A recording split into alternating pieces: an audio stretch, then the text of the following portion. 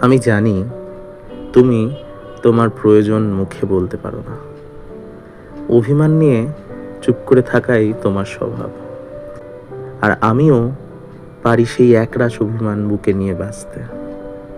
তবু তোমাকে ছেড়ে যাওয়ার কথা ভাবতে পারি না। হয়তো তোমার মতো করে তোমাকে ভালোবাসতে শিখিনি। হয়তো তোমার চাওয়া পাওয়ার ভাষা আমার অচেনা। তাই কল্পনায় সাজিয়ে তোমাকে নিজের মতো করে গল্প লিখছি। বসন্ত এলে বুঝি সব ফুলের মিলন হয় না। কিছু ফুল শুধু দূর থেকে রং ছড়ায়।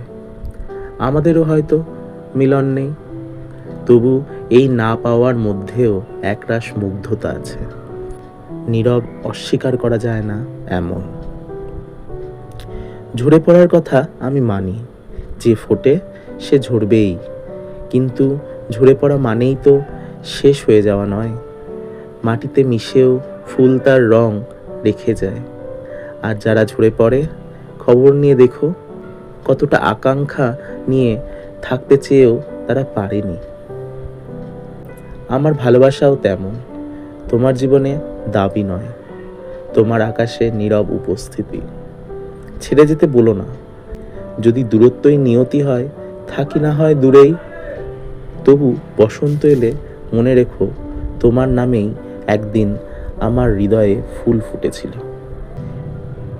মিলন নেই, তবু প্রয়োজন আছে।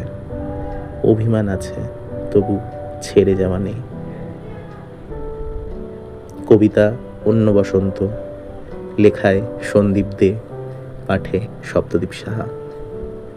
সকলকে বসন্ত উৎসবের অসংখ্য শুভেচ্ছা। ধন্যবাদ।